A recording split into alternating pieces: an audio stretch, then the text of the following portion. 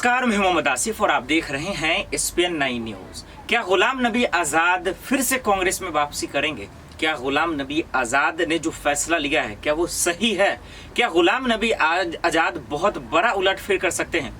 ये तमाम सवालों का जवाब दें इससे पहले हम आपको उन्हीं का वीडियो सुना देते हैं। उनके वीडियो सुनकर आप चीज़ों को समझिए, परखिए और आप खुद ये एहसास कीजिए कि गुलाम नबी आज़ाद ने इस्तीफा दिया है ये उनसे दिलवाया गया है। गुलाम नबी आज़ाद ने कांग्रेस को खुश मिजाज से छोड़ा है या फिर उन्हें छुड़वाया गया है। इस चीज़ों को समझना है तो आपको उस वीडियो देखना पड़ेगा। इसलिए हम चाहते हैं कि आगे इन सवालों का जिक्र करें। उससे पहले आप देखिए कि गुलाम नबी आज़ाद इस्तीफा देने के बाद कैसे जो है अपने दर्द बयां कर रहे हैं और कांग्रेस के किन नेताओं के बारे में क्या कुछ करे। देखिए इस वीडियो। कि उस स्पीच की कंटेंट्स पढ़े जो स्पीच मोदी साहब ने की, उसने मेरे लिए नहीं लोया कि गुलाम नबी जाएगा हाउस से तो मेरा खाना हजम नहीं होगा। उसने एक घटना के बारे में बात की। शुक्र करिए, मैं मोदी साहब को समझता था बड़ा क्रूड आदमी है, शादी नहीं की है, बच्चे नहीं है, बीवी है, तो इसको कोई परवाह नहीं होगा। लेकिन कम से कम इंसानियत तो उसने दिखाई। जब मैं चीफ मिनिस्टर था कश्मीर में और गुजरात की टूरिस्ट बस पे गाड़ी के अंदर, नॉर्मली गाड़ी के बाहर लगता है ग्रेनेड, शीशा खुला था तो ग्रेनेड गाड़ी के अंदर बस्ट हुआ तो लोग ऑन स्पॉट मर गए।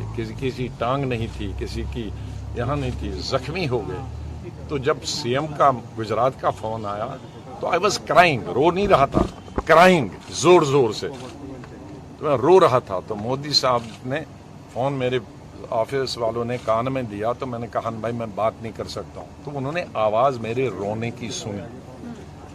तो फिर मैंने उनको यही कोई कहा तुम उनको बताओ मैं अभी बात नहीं कर सकता, मुझे पहले इनकी टांगें बाजू जमा करने दो, अस्पताल में इनकी स्टिचिंग करने हैं, जो बच्चे हैं उनको इलाज करना है, जख्मी हुए हैं।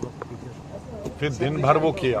फिर पीएम दिन भर, सीएम दिन भर फोन करते थे कितने मरे, कितने जख्मी होंगे, कैसे भेज रहे हो।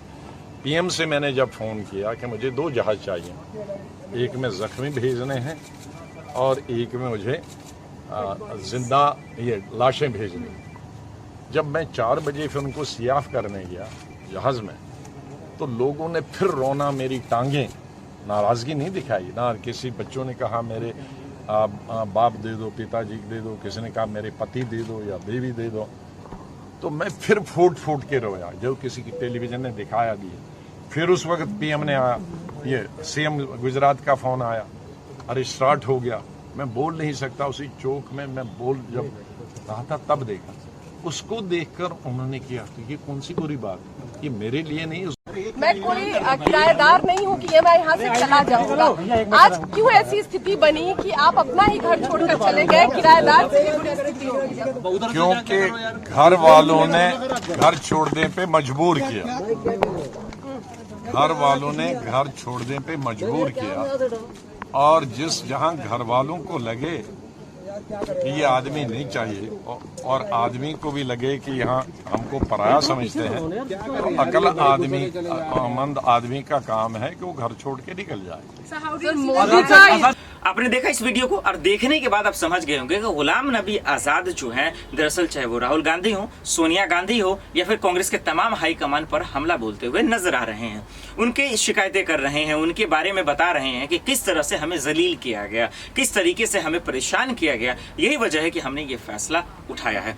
लेकिन इसके बाद जब गुलाम नबी आज़ाद ने इस्तीफा दिया उसके बाद किस तरीके से बवाल मचा कांग्रेस में। कांग्रेस की एक से बढ़कर एक दिग्गज नेताओं ने गुलाम नबी आज़ाद पर हमला बोला कि उन्होंने धोखा किया है, टाइमिंग को लेकर सवाल उठाया और जबरदस्त तरीके से हमला बोलते हैं। और गुलाम नबी आज़ाद के जाने के बाद ही अध्यक्ष पद को लेकर महामारी भी हुआ। तो दोनों चीजों पे बात करते हैं और आपको बताते हैं कि सचिन पायलट किस तरीके से गुलाम नबी आज़ाद के जो है इस्तीफे को लेकर बता रहे हैं कि इसके पीछे की जो मेन मंशा है वो क्या थी। तो देखिए इस वीडियो में। देखिए, चुनाव जो हुए उसमें ये बात सही है कि एनएसयूआई को बहुत सफलता नहीं मिली। इस पर भी हम लोगों को चिंता करनी चाहिए कि कहाँ कमी रही, कैंडिडेट सिलेक्शन में, प्रचार में, या अपनी सरकार की कामयाबियों को, हमारे 4 साल के लगभग कार्यकाल को जनता के सामने हम कैसे लेकर गए या नहीं गए। तो नौजवान, देखो, इस प्रदेश का बहुत बड़ा हिस्सा है मतदाताओं का और देश में भी। तो नौजवानों की जो भावनाएं हैं, उनकी जो सोच है, उनकी जो उम्मीदें हैं, उनकी जो अपेक्षाएं हम लोगों से हैं, उसको हम कैसे पूरा कर पाएंगे।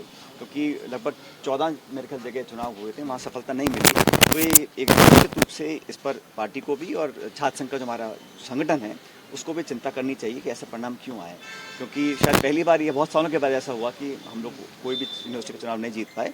लेकिन जैसा मैंने कहा, युवा इस देश की आने वाले भविष्य की एक उम्मीद है और उन युवाओं की सोच के अनुरूप हम लोगों को काम करना चाहिए, संगठन को भी, सरकार को भी। अभी भारत के गृह मंत्री राजस्थान आ रहे हैं, मैंने अखबार में पढ़ा आज, जोधपुर आ रहे हैं, कोई पॉलिटिकल प्रोग्राम होगा उनका। लेकिन सवाल ये है कि जिस मुद्दे को लेकर प्रधानमंत्री जी अपने आप को कमिट कर चुके हैं, जो ERCP का प्रोजेक्ट है, 12-13 जिलों के अंदर पानी की समस्या को हमेशा के लिए समाप्त करने का एक बहुत महत्वाकांक्षी योजना जो भाजपा सरकार ने बनाई थी, उसको आगे ले जाने के लिए केंद्र सरकार ने जो अपने हाथ खींचे हैं वो कहीं ना कहीं एक्सपोज होंगे। उनके खुद के नेता इस बात को डिमांड कर रहे हैं, लेकिन केंद्र सरकार जानती है कि ऐसा करने से कांग्रेस को राजनीतिक लाभ होगा, इसलिए अपनी खुद की कही हुई बातें मुकर रहे हैं। और जो कमिटमेंट था एक राष्ट्रीय योजना घोषित करने का, उसको भाजपा सरकार नहीं करी। मैं उम्मीद करता हूँ 10 तारीख को जब गृह मंत्री आएंगे तो वो उस ERCP को एक राष्ट्रीय परियोजना घोषित करेंगे, ऐसा हम उम्मीद करते हैं।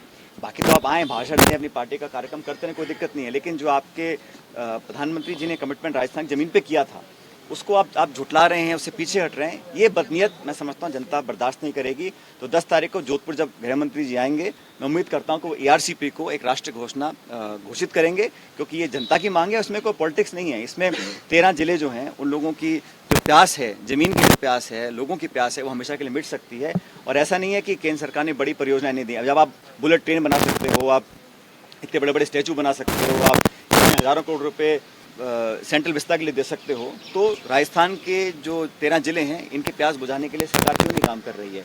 और जिस गाय के नाम पर इतनी राजनीति बीजेपी करती है, आज लंपी बीमारी जो है पूरे प्रदेश में और अन्य राज्यों में फैल चुकी है, उसको भी इनको एक राष्ट्रीय आपदा घोषित करना चाहिए।